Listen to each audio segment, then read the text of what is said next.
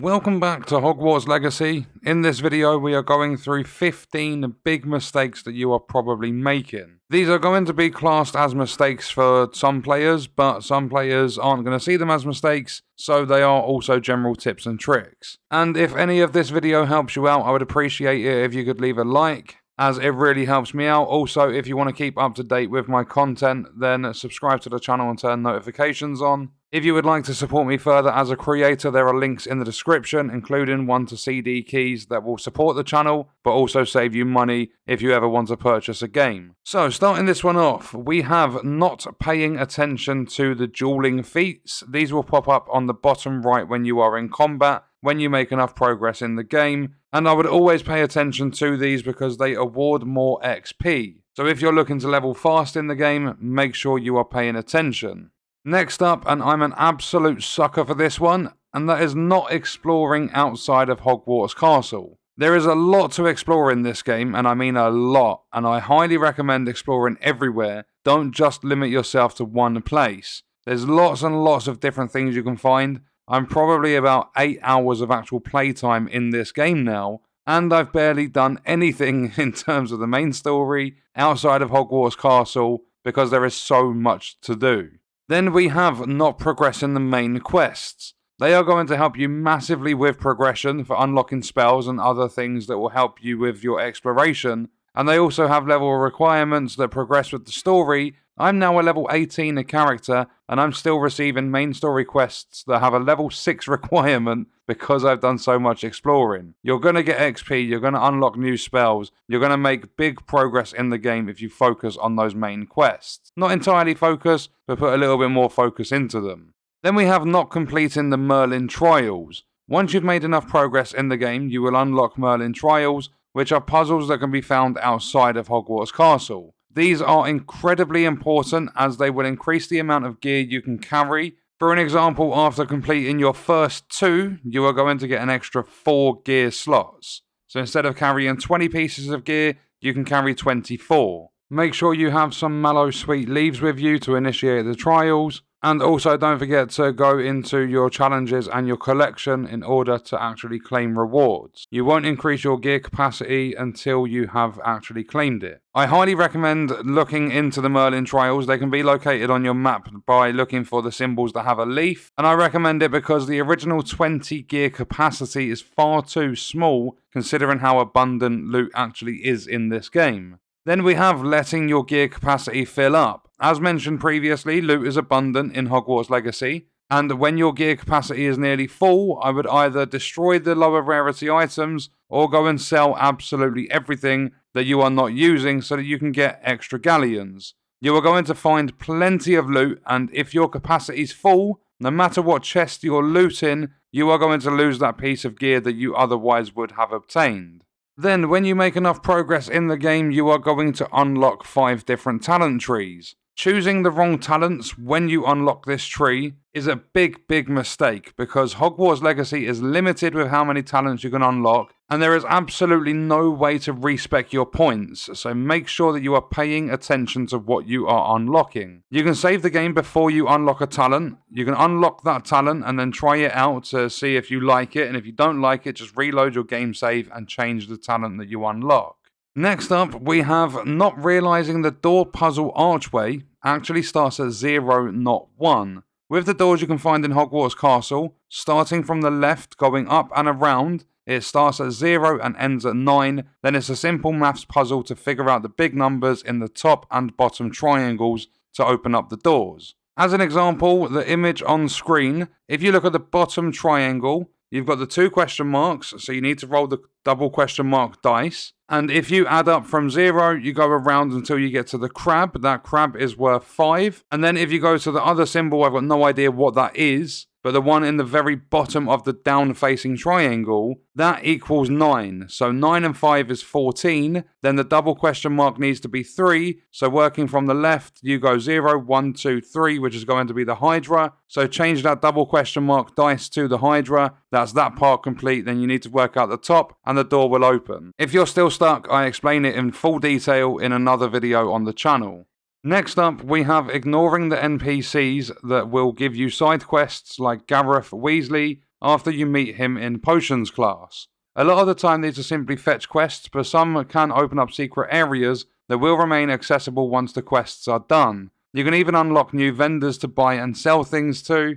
These side quests from NPCs can be found if you look for the symbol that you'll see on this quest that I'm showing on screen. The Daedalian keys, the symbol on the far left is like a shield with a marker waypoint sort of symbol inside it. Look for those when you're looking at Floo Flames and everything like that on the map. Some aren't going to show up, but some will, and I think they do as long as you have explored the area. Then we have another mistake of not creating a new manual game save before you open up a big chest. Similar to unlocking the talents as we spoke about, when you find a big detailed chest like the one you find under the bridge at Hogwarts Castle, the one that you can see in the image on screen now, these chests are guaranteed a legendary item, but if you already have legendary gloves as an example, you might get a different pair of legendary gloves, which is going to waste that piece of gear. So what I recommend doing is saving the game before you open up the chest, as when you load back into the game, you're going to spawn right back in front of the chest. The loot is going to reroll, is going to offer you something different that you might not have. So you're wearing legendary gloves, but nothing else is legendary. You might get a legendary robe. Small chests can also have the same effect, but they pull gear from a general loot pool. So you're going to have to go through all the different rarities available in the game and spend a longer time trying to get a legendary. And again, loot is abundant, so I wouldn't worry too much about the small chests. But the big ones, I highly recommend saving the game to get a different legendary gear piece for every slot if you don't already have one.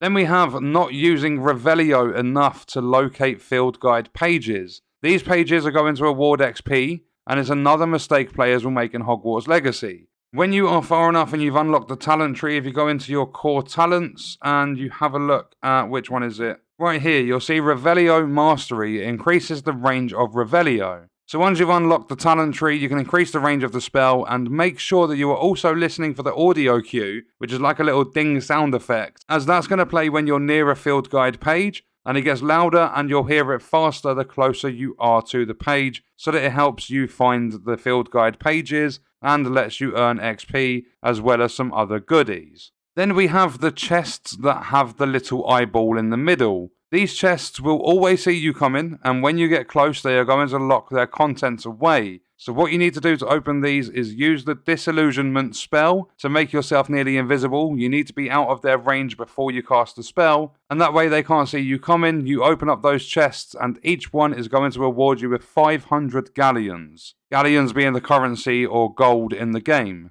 Then back to the talent tree, we have not unlocking the spell knowledge talent straight away. There are 3 of these available, and that is because when you start Hogwarts Legacy, you are going to have access to a single spell set. So if you need to use Levioso, but you've switched it out for another spell, it's going to become annoying constantly having to switch. As soon as you unlock your talent trees, make sure you unlock spell knowledge so that you get the extra spell sets, so that you no longer have to go through the spell list and change them out. If you have a look at the bottom right, you'll see that I've got Levioso, Accio, Incendio, and Expelliarmus. Instead of having to press right on my D-pad and then hold the right trigger and reassign a spell, because I've unlocked spell knowledge, all I need to do is hold down my right trigger and I press right on my D-pad and it switches out my spell set. So what I've done is up on my D-pad is my damaging spells and right on my D-pad is utility. I've chucked Levioso in there just because I don't have an extra utility spell. And that way is very, very simple. So if I want to use Accio, I use it, and then I want to change over and I need to use Lumos, then I can do it like that. Very, very simple. And you can unlock 4 spell sets in total, and you can change them all when I go to assign something like this. If I press up on my D-pad, you can change which spell set you are setting it to. Then we have not unlocking the Floo Flame fast travel points. Some players might not like the idea of fast travel because it does break the immersion a little bit, but as you're progressing through the game, you're a little bit later on in the game, it's going to save you a bunch of time, especially if you're one side of the map and you need to travel to the other side. Even if it takes a minute to get to a Floo Flame location, it's worth unlocking them to save time later on. The map can be a little bit frustrating to rotate and to find a specific spot, but also, if you have a look on the left-hand side, there is a list. So if I needed to go somewhere in the Great Hall, I click there. Then I can fast travel straight to the Great Hall. Or if I wanted to go to the Library Annex, I can simply just go to Central Hall. Nice and easy using that list instead of having to navigate the map. It's a little bit on the frustrating side having to deal with the map itself. Then another one is not knowing that you can actually change from night to day and day to night by simply opening up your map and clicking your right stick. If you have a look at the prompts at the bottom right, you'll see there's one that says wait. All you need to do is click that down, press the corresponding button to wait, and you can advance time from day to night or night to day in the click of a couple of buttons. You don't need to sit around waiting. Some quests are going to require that you're doing them at night time and things like that. Then we have the final one, tip number 15 or mistake number 15, and that is not utilizing combos to their full potential from your spells whilst you're in combat. When you unlock the ability to use Ancient Magic, it is stupidly powerful. I mean, doing a basic spells, hitting for like 17, then popping out Ancient Magic is over 1,000 damage for me at this stage. Even something like Incendio is a little over 100, so it's really, really powerful to use Ancient Magic. If you spam a basic spell or maybe use Accio and then a combo with the basic spell, it can be helpful.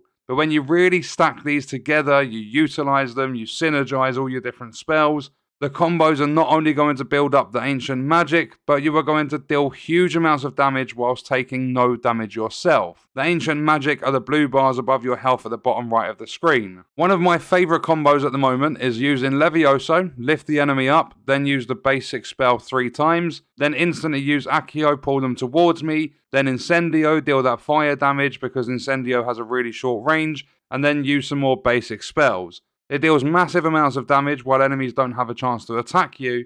And also in combat, don't forget to pay attention to the enemy's shields and use the corresponding spell colour in order to break the shield. As an example, Levioso for yellow shields, Accio for purple, and Incendio for red. Also bear in mind that when it comes to Ancient Magic, it's not just both your bumpers on an Xbox controller that will perform the really powerful spells, but as well as that, you can hit just your right bumper, and when there are breakable objects in the area, you can pick them up and launch them at your enemies. That will even break all the different colour shields on its own. Then also when it comes to combat, but you're on the defensive side, don't just press Y or triangle, whatever it is on PC for Protego, but hold it down and also use Stupefy so that you can stun enemies in battle. And that is 15 mistakes in Hogwarts Legacy I believe you are still making. If you want to look at it the other way, that was 15 tips and tricks for the game. And that is going to do it for this video. Let me know your thoughts and stuff about Hogwarts Legacy in the comments. And check out this video if you want to see other content on the channel. I will see you in the next one. I hope you guys enjoyed it. Thank you for watching.